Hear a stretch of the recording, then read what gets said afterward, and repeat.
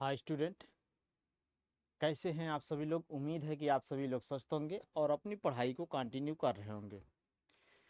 मैं भगन पाल आप सभी का हम अपने प्लेटफॉर्म एचपीएस क्लासेस में स्वागत है। तो जैसा कि आप सभी को ज्ञात है कि अब फाउंडेशन बैच इलेक्ट्रीशियन के लिए ऑल इंडिया लेवल के जितने इलेक्ट्रीशियन के पेपर हैं, आईटीआई लेवल के हैं, उन सभी के लिए हेल्पफुल है। तो पिछली क्लास में हम सब ने ये जाना कि डीसी मशीन में आर्मेचर रिएक्शन होता क्या है और उससे क्या हानियां होंगी। आज हम सब जानेंगे डीसी जनरेटर में या डीसी मोटर में आर्मेचर रिएक्शन को दूर कैसे किया जाए। अगर हम सब पिछली क्लास की बात करें तो आर्मेचर रिएक्शन एक प्रकार का प्रभाव होता है और उस प्रभाव को हम कैसे जाने थे। आर्मेचर फील्ड का जो प्रभाव मेन फील्ड पर प्रभाव पड़ता है उसी को हम आर्मेचर रिएक्शन कहते हैं। जैसा कि पिछली क्लास में हम ऐसे ही डायग्राम के द्वारा हमने देखा था कि जो मेन फील्ड है, आर्मेचर फील्ड के कारण मेन फील्ड में विरूपण आ जाता है और आर्मेचर फील्ड में भी विरूपण आ जाता है। इससे यमन्य शिफ्ट हो जाता है, जिससे स्पार्किंग होना ब्रश पे स्टार्ट हो जाता है, जिससे मोटरें गर्म हो जाती, हीट ज़्यादा बढ़ेगा तो इंसुलेशन डैमेज हो सकता है और साथ साथ आयरन लॉसेस भी बढ़ जाता है। उसके बाद बताया गया कि टेलिंग पोल टिप पर फ्लक्स डेंसिटी बढ़ जाती है, लीडिंग पोल टिप पर फ्लक्स डेंसिटी कम हो जाती है, मेन फ्लक्स घट जाता है लीडिंग पोल टिप पर। ये देख रहे हैं, मेन फ्लक्स घटेगा तो ईएमएफ भी घटेगा और ईएमएफ कम जनरेटर देगा क्योंकि फ्लक्स के कारण ही ईएमएफ उत्पादन होता है। तो यहाँ पे अब हमको ये जानना है कि अगर इस आर्मेचर रिएक्शन को दूर नहीं किया गया तो ये मशीन को जला सकता है और प्लस ईएमएफ की वैल्यू कम होगी, लॉसेस ज़्यादा होंगे। तब आर्मेचर रिएक्शन को कैसे दूर किया जाए, तो आपको ये बताया गया कि आर्मेचर रिएक्शन यहाँ दो प्रकार से हो रहा है, एक डीमैग्नेटाइजिंग और एक क्रॉस मैग्नेटाइजिंग। जहाँ मेन फील्ड आर्मेचर फील्ड को क्रॉस कर रहे हैं वहाँ पे ये उठ जा रहा है और जहाँ पे विरोध कर रहा है वहाँ पे मेन फील्ड घट जा रहा है। तो जहाँ मेन फील्ड घट रहा है उसे डीमैग्नेटाइजिंग आर्मेचर रिएक्शन कहा गया और जहाँ पे क्रॉस कर रही है तो वहाँ पे क्रॉस मैग्नेटाइजिंग रिएक्शन कहा गया। सबसे खतरनाक है आपका क्रॉस मैग्नेटाइजिंग आर्मेचर रिएक्शन। तो हमें चाहे डीमैग्नेटाइजिंग आर्मेचर रिएक्शन हो चाहे क्रॉस मैग्नेटाइजिंग आर्मेचर रिएक्शन हो, दोनों को हमको क्या करना है, दूर करना है। तो कैसे दूर करें, तो सबसे पहले हम डीमैग्नेटाइजिंग आर्मेचर रिएक्शन को दूर करने का उपाय सोचें। देखिए यहाँ पे हम देख रहे हैं कि मेन फील्ड यहाँ पर गुजर ही नहीं पा रही आर्मेचर से, सब ऊपर की तरफ चली जा रही है या लीकेज के रूप में चली जा रही है। तो अर्थात यहाँ पे अगर हम आर्मेचर फील्ड जिधर आ रहा है उसी के अपोजिट में अगर उतना ही एक्स्ट्रा टर्न हम यहाँ पे बढ़ा लें, मतलब अतिरिक्त अगर यहाँ से हम फ्लक्स और उत्पन्न कर लें मेन फील्ड के द्वारा, तो हमारा ये डीमैग्नेटाइजिंग आर्मेचर रिएक्शन दूर हो सकता है। अर्थात मेन पोल पर एक्स्ट्रा एम्पियर टर्न क्या कर लें, बढ़ा लें। एम्पियर टर्न बढ़ाने का मतलब जिसे हम कहते हैं एनआई, एनआई का मतलब होता है, इसी को कहा जाता है एम्पियर टर्न। एनआई को ही हम क्या कहेंगे, एम्पियर टर्न। और एम्पियर टर्न एनआई ही आपका यम यम यफ है, इसी को हम यम यम यफ कहते हैं, मैग्नेटिक मोटिव फोर्स कहा जाता है। एनआई बढ़ेगा तो आपका क्या बढ़ेगा, फ्लक्स बढ़ेगा। तो फ्लक्स का मेन फ्लक्स को हमको क्या करना है, जो घट रहा है उसी को बढ़ाना है। तो मेन पोल पर हमको एक्स्ट्रा एम्पियर टर्न क्या करना है, बढ़ाएंगे तो डीमैग्नेटाइजिंग आर्मेचर रिएक्शन दूर हो जाएगा। तो पहला उपाय है मेन फील्ड पर मेन पोल पर एक्स्ट्रा एम्पियर टर्न बढ़ाकर। दूसरा क्या है, दूसरा उपाय है कि यहाँ पर फ्लक्स पहुँच ही नहीं पा रहा है, ये चला जा रहा है ऊपर, तो यहाँ पे हम एयर गैप कम कर दें लीडिंग पोल टिप पर, और टेलिंग पोल टिप पर ज़्यादा फ्लक्स जा रहे हैं तो वहाँ पे एयर गैप क्या कर दें, बढ़ा दें, जिससे मैक्सिमम फ्लक्स इधर से आने का प्रयास करें।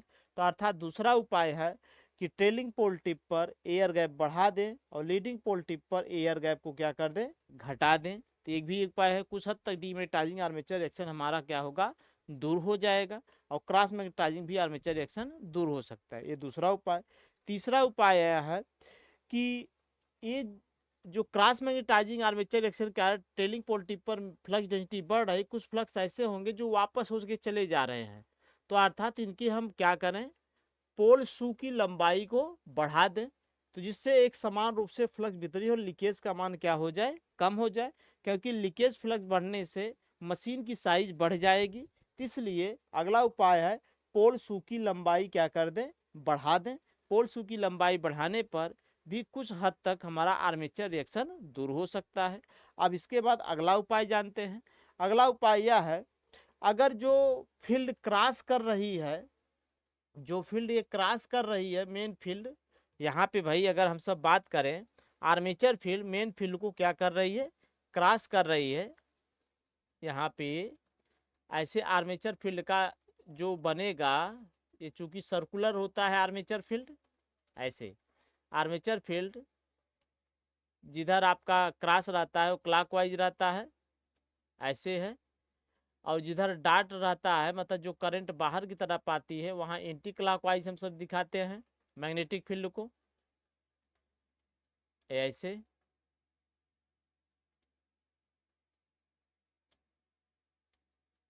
ये देखिए,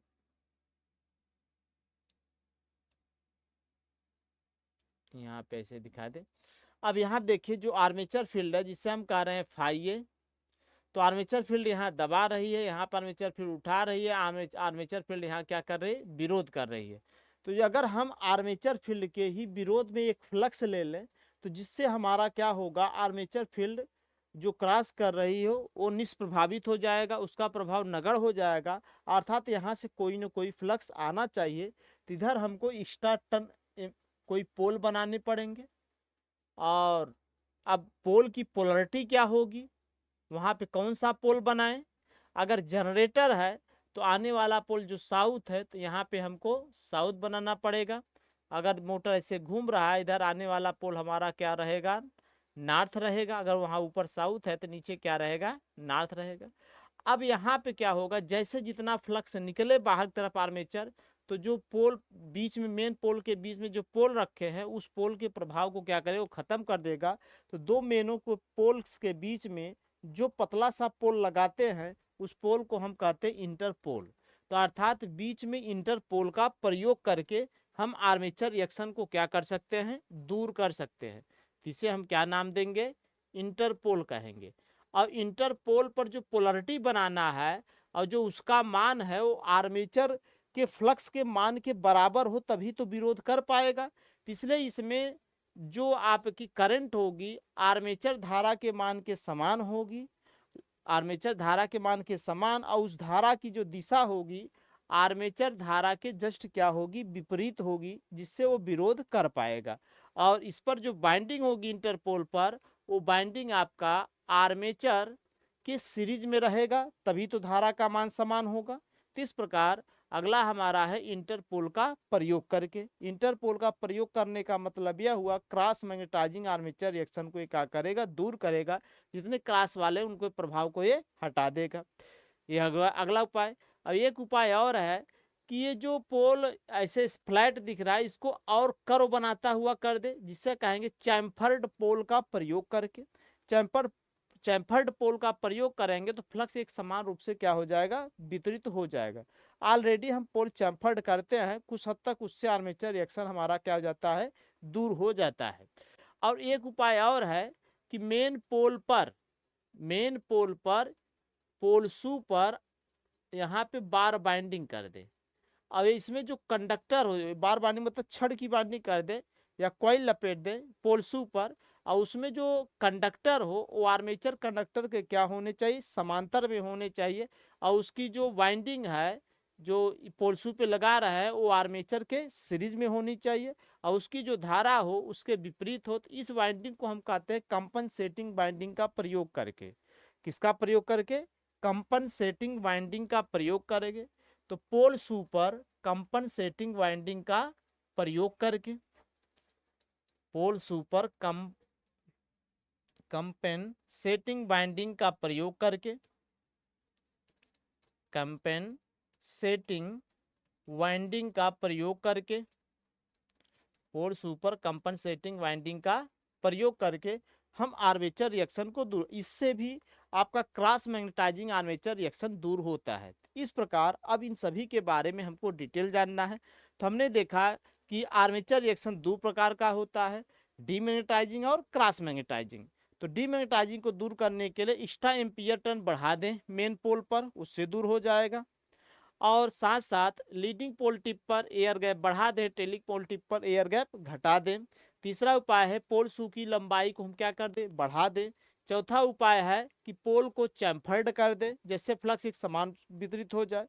फिर उसके बाद क्रॉस मैग्नेटाइजिंग, अगर आर्मेचर रिएक्शन हमको दूर करना है तो उसके लिए इंटरपोल का प्रयोग करेंगे और कंपनसेटिंग बाइंडिंग का प्रयोग करेंगे। और इंटरपोल का पोलरिटी, जो इंटरपोल किसे कहेंगे, जो दो मेन पोल के बीच में पतला सा पोल लगाएंगे उसे इंटरपोल कहेंगे। उसका नॉर्थ साउथ पोल कैसे डिसाइड होगा, अगर जनरेटर के घूमने की दिशा में जो पोल पड़ेगा वही पोलरिटी वहां पे रखेंगे। अगर मोटर होगा तो उसके घूमने की दिशा में जो पोल पड़ रहा है उसके जिस अपोजिट पोलरिटी होगा। अगर साउथ पड़ रहा है तो नॉर्थ रखेंगे, नॉर्थ पड़ रहा है तो साउथ रखेंगे। अब इन सब के बारे में हमको डिटेल एक एक करके जानना है। तो हमारा जो टॉपिक है वह है आर्मेचर रिएक्शन दूर करने के उपाय। आर्मेचर रिएक्शन दूर करने के उपाय क्या क्या है। तो पहला उपाय बताया गया मेन पोल पर एक्स्ट्रा एम्पियर टर्न को बढ़ाकर। दूसरा आपको बताया गया फील्ड पोल को चैम्फर्ड करके, मतलब उसको पूरा कर्व बना करके। तीसरा उपाय गया पोल शू की लंबाई बढ़ाकर। चौथा उपाय बताया गया इंटरपोल का प्रयोग करके। पांचवा उपाय बताया गया कंपनसेटिंग वाइंडिंग का प्रयोग करके। अब इन सभी के बारे में एक एक करके हमको जानना है। तो चलिए आगे देखते हैं। मेन पोल पर एक्स्ट्रा एम्पियर टर्न बढ़ाकर। अब मेन पोल पर एक्स्ट्रा एम्पियर टर्न कैसे बढ़ाएंगे, जिसके बारे में आपको अभी बताया गया डिटेल में। तो मेन पोल पर एक्स्ट्रा एम्पियर टर्न बढ़ाने से कौन सा आर्मेचर रिएक्शन दूर होता है, आपका डीमैग्नेटाइजिंग आर्मेचर रिएक्शन दूर होता है। तो यहाँ पे हम लिखेंगे मेन पोल पर, मेन पोल पर एक्स्ट्रा एम्पियर टर्न बढ़ाने से डीमैग्नेटाइजिंग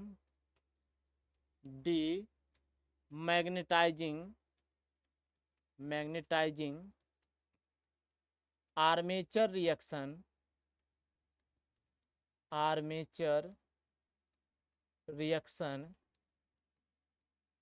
दूर होता है।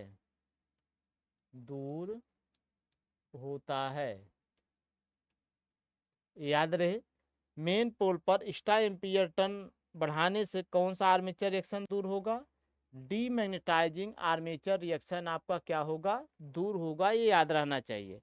अब मेन पोल पर कितना एक्स्ट्रा एम्पियर टर्न बढ़ाएं, उसकी संख्या कितना रखें, वो निर्भर करेगा डीमैग्नेटाइजिंग एम्पियर टर्न पर। तो डीमैग्नेटाइजिंग एम्पियर टर्न का मान कितना होता है। और हमारे मेन पोल पर शंट फील्ड बाइंडिंग भी होती है, सीरीज फील्ड बाइंडिंग भी होती है और कंपनसेटिंग बाइंडिंग भी होती है। तो इन सब का एक्स्ट्रा एम्पियर टर्न हमको निकालना है। तो इनको हम जैसे आर्मेचर रिएक्शन थ्योरी कंप्लीट होगा तो वहाँ पे हम देखेंगे।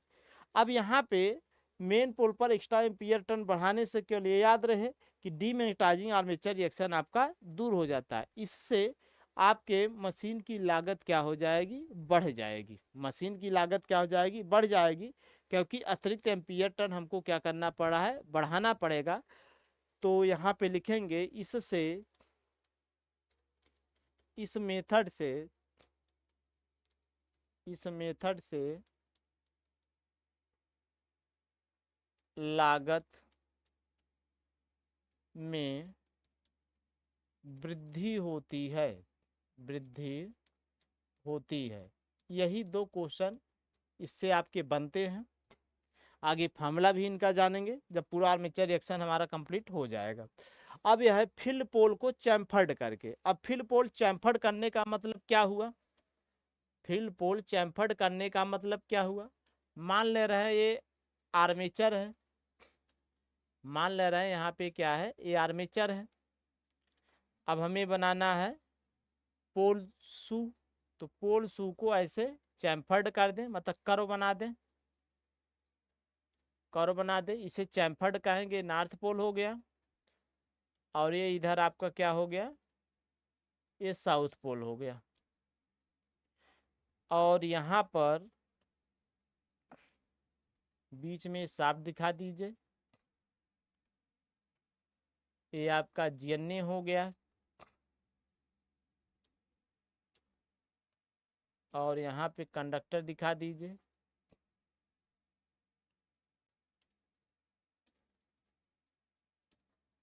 मान लीजिए कंडक्टर यहाँ पे है,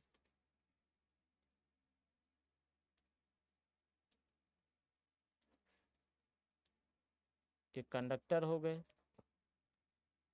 अब यहाँ पे क्या करेंगे, यही चैम्फर्ड पोल है, इसी को हम बोलेंगे चैम्फर्ड पोल है, पोलसू है, चैम्फर्ड पोलसू, यही आपका पोलसू को क्या कर दे, चैम्फर्ड करेंगे तो फ्लक्स क्या होगा, एक समान रूप से वितरित होगा। नॉर्थ से साउथ जो फ्लक्स जाएगा वो एक समान रूप से क्या होगा, वितरित होगा। चैम्फर्ड पोल बनाने से आपका फ्लक्स क्या होगा, आर्मेचर पर एक समान रूप से वितरित होगा। तो यहाँ पे लिख लेंगे कि चैम्फर्ड पोल से, चैम्फर्ड पोल से फील्ड फ्लक्स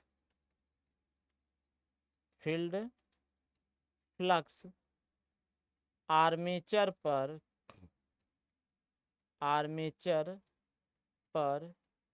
एक समान वितरित होता है, एक समान वितरित होता है। ये भी याद रहे कि चैम्फर्ड पोल करने का मतलब फ्लक्स एक समान, आपका फ्लक्स डेंसिटी जो जा रहा था ट्रिलिंग पोल टिप पे ज़्यादा, लीडिंग पे कम हो रहा था, कुछ हद तक ये क्या होगा, आपका सही हो जाएगा। वॉइस क्लियर है? तो चलिए नेक्स्ट हम चलते हैं। नेक्स्ट उपाय है पोल शू की लंबाई बढ़ा के।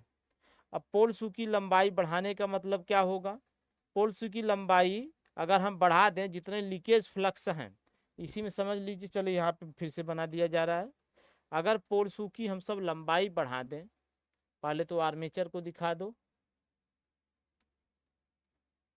ये आर्मेचर है, बीच में आप शाफ्ट को दिखा दीजिए,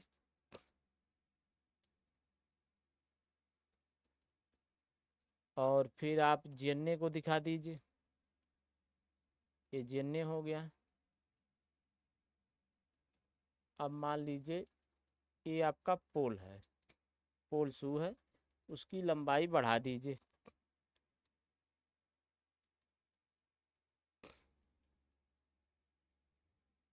पोल शू की लंबाई बढ़ा दीजिए।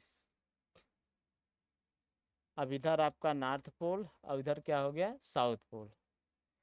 तो पोल शू की लंबाई बढ़ाने पे और लीकेज फ्लक्स का मान क्या हो जाएगा, कम हो जाएगा। यही पोल शू की क्या है, लंबाई है। यही पोल शू की क्या है, लंबाई है। ये लंबाई बढ़ा दे, तो लंबाई बढ़ाने पे क्या होंगे, लीकेज फ्लक्स जो इधर से जा रहा था आपका, अगर क्रॉस मैग्नेटाइजिंग आर्मेचर रिएक्शन ज़्यादा होगा तो लीकेज फ्लक्स क्या हो जाएगा, कम हो जाएगा। तो यहाँ पे हम कहेंगे पोल शू की लंबाई बढ़ने से, पोल शू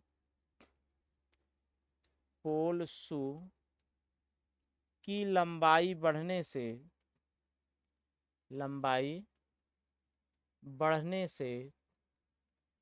क्रॉस मैग्नेटाइजिंग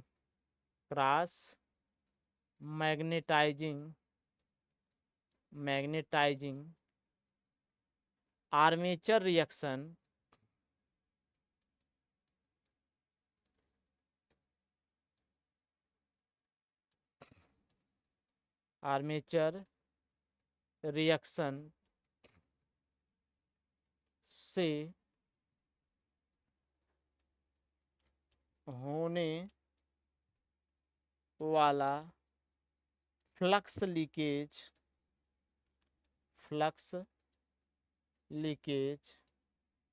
कम हो जाता है,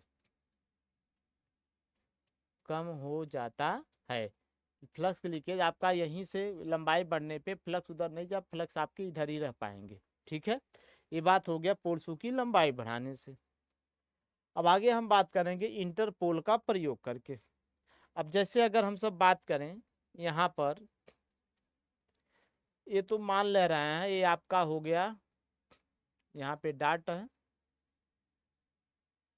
तो ये आपका डाट यहाँ है, यहाँ प्लस या क्रॉस है, तो प्लस और क्रॉस का आपका क्या होता है भाई, क्लॉकवाइज बनता है। प्लस का मतलब यह होगा कि करंट इधर से अंदर जा रही है, डाट का मतलब फ्लक्स बाहर आ रही है, करंट बाहर आ रहा है, तो मतलब ऐसे रहेगा, ये ऐसे है, ये चीज़ ऐसे है। अब यहाँ पे अगर करंट आ रहा है तो जिधर करंट जा रहा है उधर उंगलियों की दिशा होगी, मतलब इधर आपका बनेगा क्या, नॉर्थ पोल, और इधर आपका क्या बनेगा, साउथ पोल बनेगा। ये बातें हो गई। मैग्नेटिक लाइंस ऑफ फोर्स इधर से आपकी इधर जा रही हैं। अब हमें क्या करना है, यहाँ पे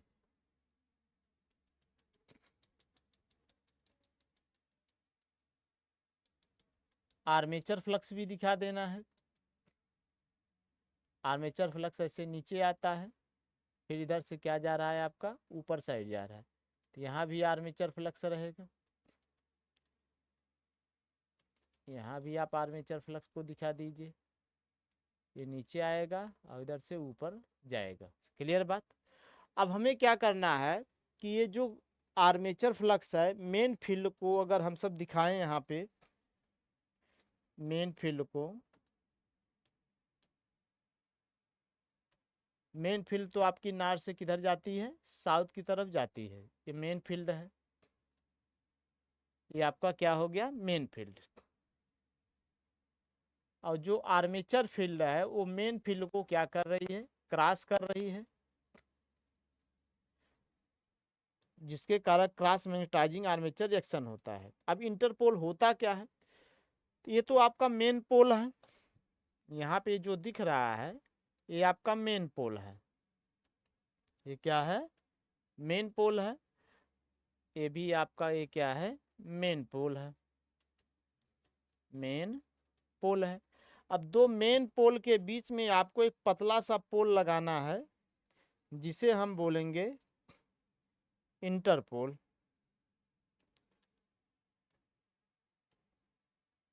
अब यहीं पे एक पतला सा पोल लगा दीजिए जिसे बोला जाएगा इंटरपोल, और यहाँ भी एक पतला सा पोल लगा दीजिए, इंटरपोल है। अगर हम मान लें जनरेटर है, जनरेटर की घूमने की दिशा ऐसे ही होती है, ये मान ले रहे हैं गति की दिशा है, ठीक। अब यहाँ पे करना क्या है, तो इंटरपोल की जो पोलरिटी है वो जनरेटर की घूमने दिशा में जो पड़ने वाला पोल है उसी की सेम पोलरिटी का रहेगा। अगर ये साउथ है तो यहाँ पे हमको साउथ कर देना है, अगर इधर नॉर्थ पड़ रहा है भाई, चूंकि ये ऐसे ही घूमेगा तो ये भी आपका क्या होगा, नॉर्थ पोल बनेगा। अब यहाँ पे हमें बातें करनी है ऐसा किया क्यों गया, हमको चूंकि जो क्रॉस आर्मेचर फ्लक्स हैं, ये देखिए आर्मेचर जो ये फ्लक्स आ रहा है, ये आर्मेचर फ्लक्स फाई ए है, अब इधर ये सब जो जा रहे हैं ये आपके मेन फ्लक्स आपके क्या है, ये फाई एम है। तो मेन फ्लक्स को आर्मेचर फ्लक्स यहाँ पे देखिए नीचे तरफ क्रॉस कर रहा है, और यहाँ पे मेन फ्लक्स इसको क्या कर रहा है, ऊपर की तरफ क्रॉस कर रहा है, यह भी आपका क्या है, आर्मेचर फ्लक्स ये फाई है। तो हमको इसका विरोध करना है, क्या करना है, विरोध करना है। तो आर्मेचर फ्लक्स जितना बाहर आ रहा है इसी को, ये नॉर्थ पोल जो है इंटरपोल, इसे हम नाम क्या दे रहे हैं, यही आपका इंटरपोल है, इंटरपोल। और ये भी आपका क्या है, ये इंटरपोल है, इंटरपोल है। तो इंटरपोल का फ्लक्स अगर आर्मेचर फ्लक्स के बराबर आए और विपरीत दिशा में आए, बराबर व उसके क्या आए, विपरीत दिशा में आए,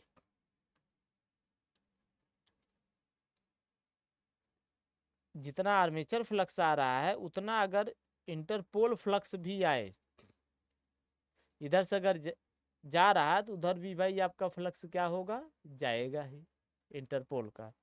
अब ये जो इंटरपोल फ्लक्स है जिसे हम दिखा रहे हैं, इंटरपोल फ्लक्स को फाई इन से, किससे दिखा रहे हैं, फाई इन से। तो इंटर जो पोल फ्लक्स है वो आर्मेचर फ्लक्स का क्या कर रहा है, विरोध कर रहा है। अब जब विरोध कर देगा आर्मेचर फ्लक्स का, तो आर्मेचर फ्लक्स जो क्रॉस कर रहा है मेन फील्ड को क्रॉस नहीं कर पाएगा, उसका प्रभाव खत्म हो जाएगा, जिससे आर्मेचर रिएक्शन दूर हो जाएगा। तो इंटरपोल के प्रयोग करने से क्रॉस मैग्नेटाइजिंग आर्मेचर रिएक्शन क्या होता है, दूर होता है।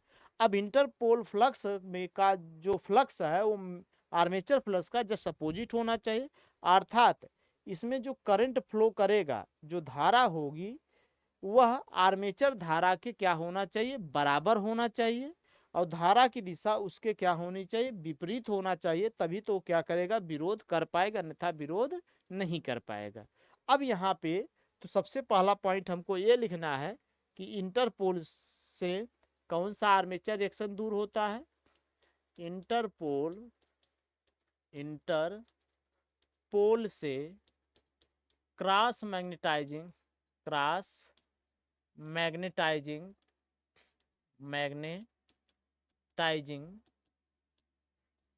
आर्मेचर रिएक्शन दूर होता है, याद रहे, इंटरपोल से।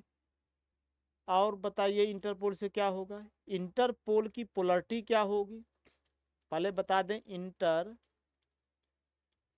की पोलरिटी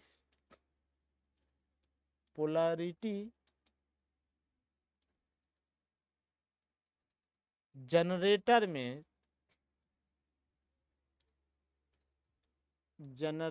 में गति की दिशा में मेन पोल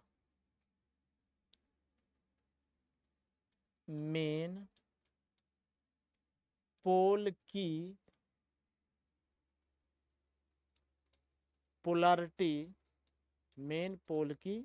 पोलरिटी के समान, जबकि मोटर में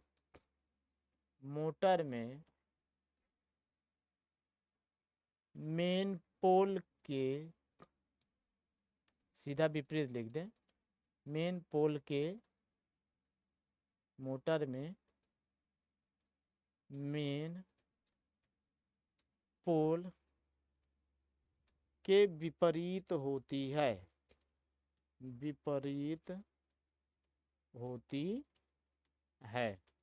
ये पोलरिटी के बारे में हो गया। जैसे जनरेटर जिधर घूम रहा है, अगर साउथ पड़ रहा है तो साउथ होगा, अगर मोटर इधर घूमता तो अगर इधर साउथ पड़ रहा तो इसकी पोलरिटी क्या हो जाती, नॉर्थ पोल हो जाता। अब आपको बताना है नेक्स्ट, इंटरपोल की फील्ड वाइंडिंग आर्मेचर के क्या होती है, सीरीज में होती है। इंटरपोल की वाइंडिंग आर्मेचर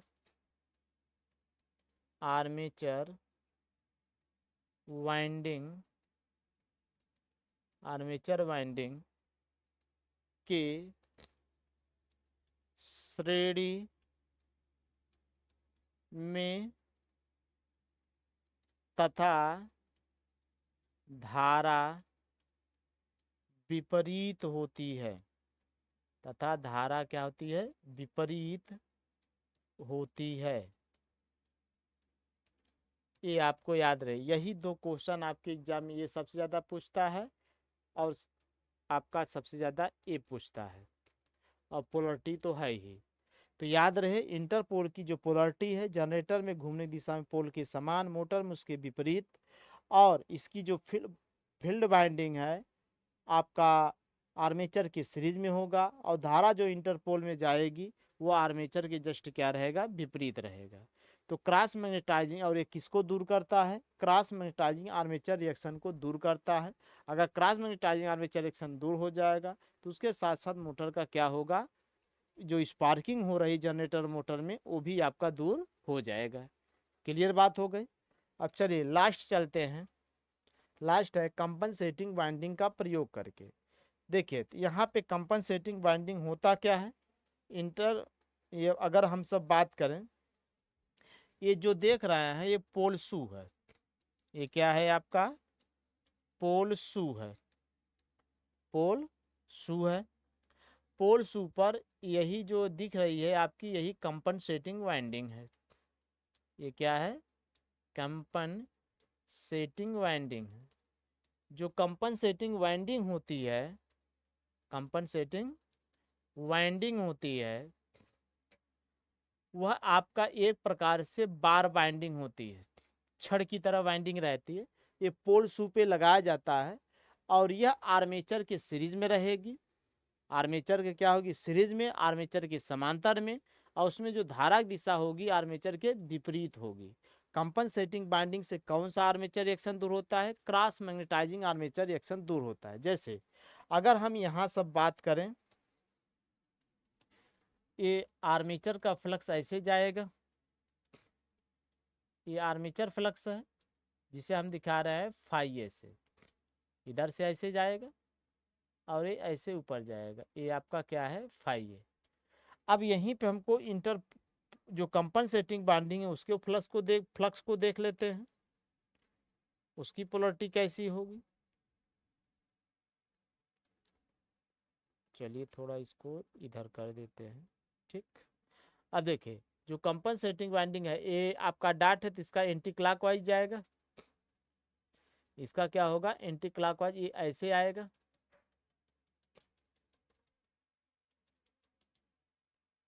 ये आपका कंपनसेटिंग वाइंडिंग का फ्लक्स है। कंपनसेटिंग वाइंडिंग का फ्लक्स मान लीजिए फाइसी है, इधर नीचे आएगा ऐसे, और इधर क्या हो जाएगा, ऊपर जाएगा। अब ध्यान देखिए, जो आर्मेचर फ्लक्स है वो ऊपर जा रहा है, कंपनसेटिंग वाइंडिंग फ्लक्स क्या आ रहा है, नीचे आ रहा है। तो जितना क्रॉस वाला आर्मेचर फ्लक्स होगा, कंपनसेटिंग वाइंडिंग आर्मेचर फ्लक्स को विरोध करके उसके प्रभाव को खत्म कर देगा, जिससे क्रॉस मैग्नेटाइजिंग आर्मेचर रिएक्शन दूर हो जाएगा। तो क्रॉस मैग्नेटाइजिंग आर्मेचर रिएक्शन दूर करने का बड़ी मशीनों में हम सब कंपनसेटिंग बाइंडिंग का प्रयोग करते हैं। जहाँ पे अचानक लोड बढ़ जाए, जहाँ पे लोड घट जाए, जहाँ लोड में अधिक वेरिएशन होता है, उतार चढ़ाव अधिक होता है, वहाँ पे हम कंपनसेटिंग बाइंडिंग का प्रयोग करते हैं। तो कंपनसेटिंग बाइंडिंग से कौन सा आर्मेचर रिएक्शन दूर होगा, क्रॉस मैग्नेटाइजिंग आर्मेचर रिएक्शन दूर होगा। तो यहाँ पे हम लिखेंगे इससे cross magnetising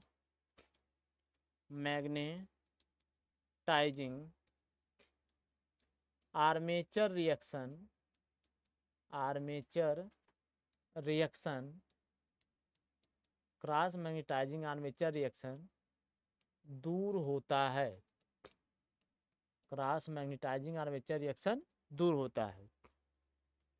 compensating winding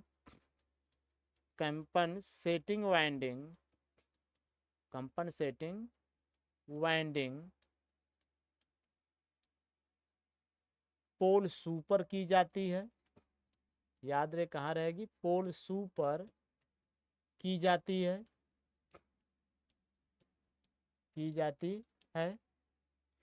compensating winding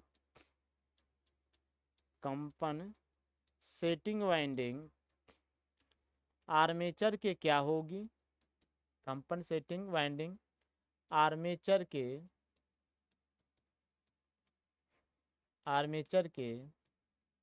समांतर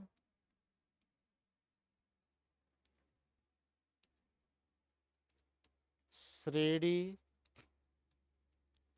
तथा इसमें धारा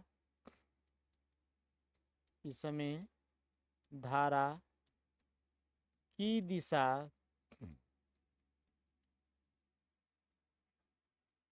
आर्मेचर कंडक्टर के विपरीत होती है।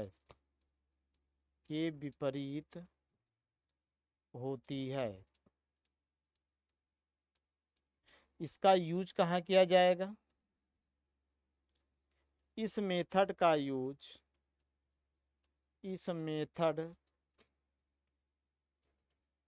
यूज कहाँ पे करते हैं? बड़ी मशीनों में बड़ी मशीनों में जहां पर लोड में अधिक